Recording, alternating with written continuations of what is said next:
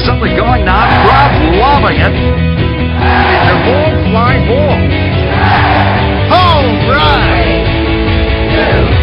2, 1. Alright guys, we haven't had a chance to talk about the World Junior Hockey Championship because sort of we went over the holiday break, and Ryan and I have both been sort of doing the family thing. But today we've had a chance to get together, so we're going to sort of give you our impressions of what's happening in the World Junior Hockey Championships. And that's part of the problem with this tournament, right? It goes by in the blink of an eye at a really busy time of the year. Yeah.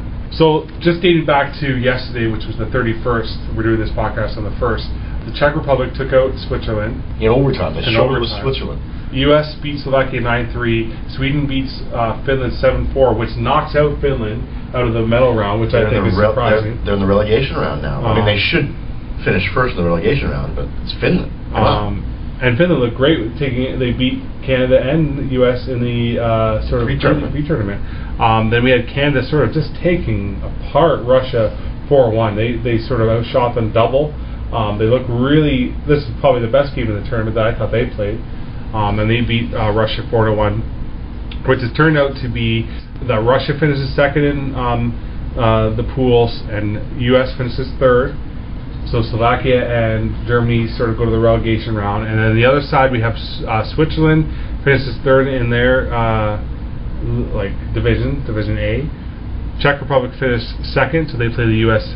And then the winner of the Czech-U.S. game will play Canada, and the winner of the Switzerland-Russia game will play Sweden. And then we have a relegation game of Finland, Germany tomorrow as well. So just observations of how, first of all, Canada's done this far. This is the team that we live in and we sort of know most about. Well, it's interesting to me. I mean, this tournament also, I haven't seen any ratings numbers come up. They're huge. They're huge. Yeah. And the live games are huge. Yeah. Which is, I'm not surprised, but I am surprised at the same time that these games are happening as early as they are in Russia. Just a little disclaimer here, guys. Both Ryan and I both have little baby girls, so we aren't necessarily getting up at 4 o'clock in the morning to watch these games. No, these are, if anything, funny story. I was the very first Canada game. I missed the 4 a.m. start. Ran over to where my brother was staying at my mom's place. Ran over there to catch the repeat. I saw Canada score 2 goals, and my brother and I were both like, "We're not going to know the score. We're not going to know the score." And my mom walks down and goes, "Oh, is this the 9-3 game?" So we're both just like, "Oh," we both stayed away from social media and everything. But sure enough, my mom felt horrible. So it was kind of one of those TV moments right there. But yeah, it's tough. Even the repeats sometimes are tough to get to at this time of year. But it's all over the news, so it's easy to follow in that sense. But anyways, the impression of the team from what you have seen. My impression of the team is this is a team, first and foremost. Yes, you have Ryan Nugent-Hopkins, who's a bona fide superstar in the NHL, let alone the junior ranks. This team seems to be playing fairly evenly from top to bottom. They've had a couple injuries, they've had a couple suspensions here and there.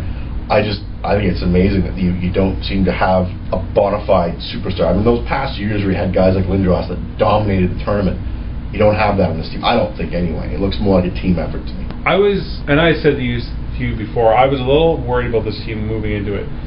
Because I think as Canadians, we always feel like Canada should have the best team, and because there's an NHL lockout, we should just dominate this tournament left, right, and center because we feel like we have the best players. But you know what? Other teams have great players as well, and they have great teams. This isn't what maybe the women's hockey has turned into, where you have 2 dominant teams. Really, at this stage in the hockey evolution, especially in the junior ranks and the senior ranks, any team can win normally any game. I mean, they make tough games. I mean, Slovakia took Russia to overtime in the first game they played, and well, we were just mentioning the Czech Republic was taken overtime by Switzerland. Switzerland's in this tournament every year. And Switzerland's now in the medal round. Yeah. I mean, that's a team that's come along quite well. Their program is quite good. And you look at players, too, NHL players who are locked out, and even when they're not locked out, when they're looking for contracts elsewhere, Switzerland is one of those countries they go to play. Right. So in the end, anyways, guys, so I was very hesitant of this team. I didn't think their goaltending was strong enough. I thought their offense and defense should be strong enough to absolutely be one of the echelon teams. I was worried about their goaltending, not only Subban, but anybody. I think our goaltending in Canada has sort of been lacking of late. But that game against Russia sort of like put me back in line of saying, I think this team is better than what I assumed they were going to turn out to be. Right. Nugent Hopkins has looked great so far, and just the overall team has looked great. The Duran and McKinnon, I mean, in terms of our future, these two guys themselves are just unbelievably young players, and I'm definitely looking forward to seeing what they can do in their future, but obviously in the games ahead. Just looking at sort of tonight's games, even though we won't the podcast won't talk about it afterwards, we can already go over who we like in these games. U.S. Czech Republic. Czech Republic is for the seconds in their division, behind Sweden, and ahead of Switzerland and Finland, of course. I think this game's sort of going to be very difficult to manage when you have a tough USA team who lost two very tough games to Canada and Russia. I think this is a U.S. team that's looking to prove itself. I think this is definitely a game where I think the U.S. sort of should take this game. I don't know what you think, but I look for the U.S. to take out the Czech Republic in this game. Yeah, I think the Czechs are one of the weaker squads we've seen as far as Czech teams go the last few years, and USA was considered one of the better teams coming into this tournament. They have struggled. If they continue to struggle, the Czech Republic team could take them out very easily. But yeah, I think they got to be the favorite to win that. It wouldn't surprise me if they ended up in the gold medal match too, just because they are that strong of a team. They're a solid team. Yeah. And then you got Switzerland and Russia in the other quarterfinal. And this should be a bit of a cakewalk for Russia. I mean, Switzerland, again, as we've just said, and as the Czech Republic found out yesterday, the Swiss are not a team you can just pancake anymore. You gotta play them. You gotta make sure you finish against them because they will sneak a goal or two in, and they could surprise you. But again, Russia is a dominant team this year. I think they're a great team. Yakupov is just awesome. I see this game a little bit closer than you do. I don't see it necessarily as a cakewalk. I think Switzerland sort of has the team to sort of compete in this game. I definitely see Russia winning, and I see Russia sort of coming out of the gates a little bit stronger because I think they felt maybe embarrassed by how they were manhandled by Canada. They probably want to prove to their fans and to themselves that they can actually come back and win this tournament outright. Now, Switzerland has lost to Finland in the shootout. They lost to Sweden in the shootout. They lost to the Czechs. And they lost to the Czech Republic as well. So, OT though. I mean, they've battled. They've been in every game. Yeah, and they've been in every game. So, really, when it boils down to it, I think this team will battle to the end, and it proves to you that every single one of the games went to an overtime shootout type game, and they just dismantled Latvia 7-2. So don't be surprised if Russia and Switzerland becomes the game of the day tomorrow, where that is sort of the game that people should be watching to see if there's an upset, because I think that's the game that could surprise many people. Now, I can see that you're moving on to a wrap-up of the Spengler Cup. If we want to talk about that briefly, we can. Canada took out HD Davos handily on Sunday. Yeah, Canada wins the Spengler Cup for the first time since 2007, which this has not always been an easy tournament for us. This is an old tournament, but we traditionally have our senior men teams playing here. We have NHL players who are eligible every year, but they don't always go. So this year we had a fairly good team going overseas to play in the Spengler Cup, and in that game there, Patrice Bergeron was a goal and 3 assists to cap a win for Team Canada. 7-2 was the final. Players like Ryan Smith, John Tavares. I mean, the team was pretty stacked. Massive team. Yeah, team was.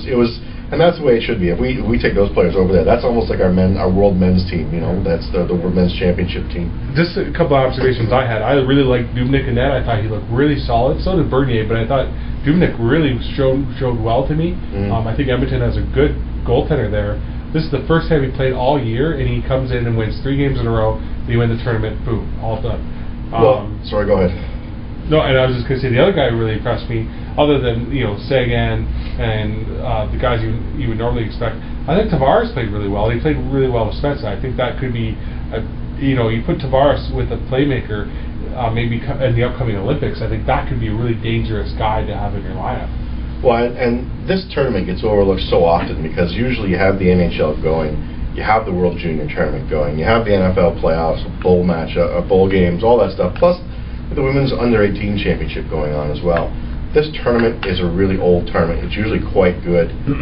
I wish it would get more coverage than it does, but the fact that this year it did get a lot more is fantastic. And this is going to be one of those things with, there's some trivia contests that go on about, which players have got what championships, if you will, under their belts. Some guys go out and they get an OHL championship, a Memorial championship, an Olympic gold medal, a junior gold medal, a World Hockey Championship, and an NHL Stanley Cup. Very few of them get to say they have a Spengler Cup.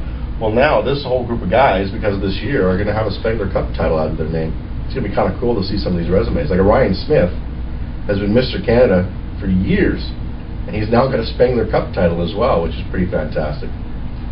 And then another sort of under 17 league news, we have Sweden sort of going on to the semifinals in the under 17. U.S.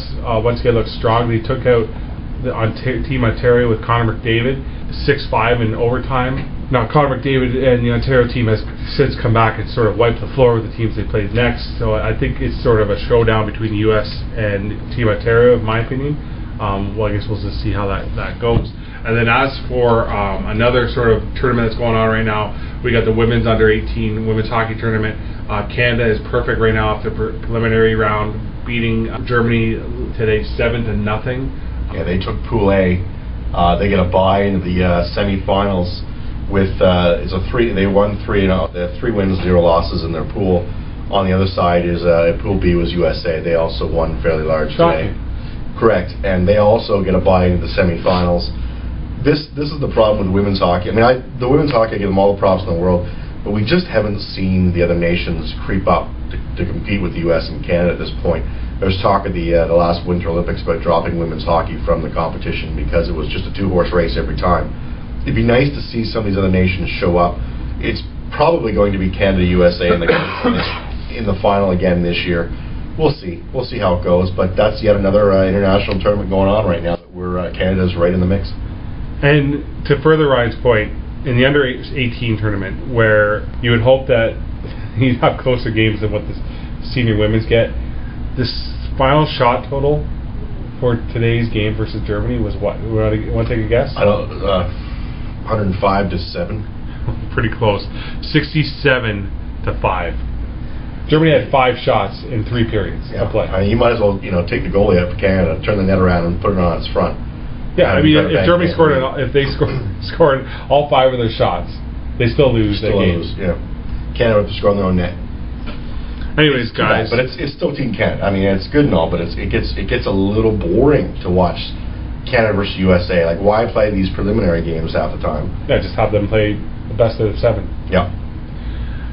All right, guys, we'll keep you up to date with whatever's going on with Hockey Canada. Clearly, that's a passionate thing for any Canadian hockey fan, Canadian as it is. Hockey Canada sort of runs through our blood as a nation, for sure. Once again, you can catch Ryan on Twitter, rdon, 1 sec left, and our main Twitter page is 1 second left. On Twitter, we also have our webpage, 1secondleft.com. We're on YouTube, we're on Reddit, we're on Skype, iTunes, Facebook, all those social media sites, Pinterest. People love us. We're all over the place. People just love us. And I love you. And if you... Not Ryan, but you, the fan. You, the fans. I hate Ryan. You said fan as in singular? No, I said fan. Fans? Oh, I thought I heard you say fan. I'm like, we got 1 fan out of this. That's pretty good. Yeah. It's probably our wives, although mine doesn't pay attention to us. Do you think mine does? Maybe it's our daughters. They can't understand us anyway. So I just glad to say it every time she hits the computer, the keyboard, she mashes it. Yeah, and it just perfect. Plays. Yeah. Hits our website for a unique visit every time. Stay with us, guys. Hopefully we'll have more up to date. Like I said in previous podcasts, we will be trying to get some vlogs going shortly to sort of give you a different aspect of who we look like, who we are, and what we offer to the table. Yeah, you can look at our ugly faces and realize that we have faces for radio or non-video podcasts. Or just not. We just don't have any faces for podcasts or vlogs. No, I mean, you just don't. Now you know what we look like. Don't watch us at all. Don't watch us. Just close your eyes and pray. Or don't even listen to us at that Your point. kids are safe. I hope just listen and watch. We're semi-attractive. You know that whole saying about that kid there fell out of the ugly tree and hit every branch on the way down. That's Dominic. And then somebody put him back up there 4 more times. Yeah, that's us. No, that's just Dominic. Stay with us, guys, and we'll be updating more Hockey Canada news in the future.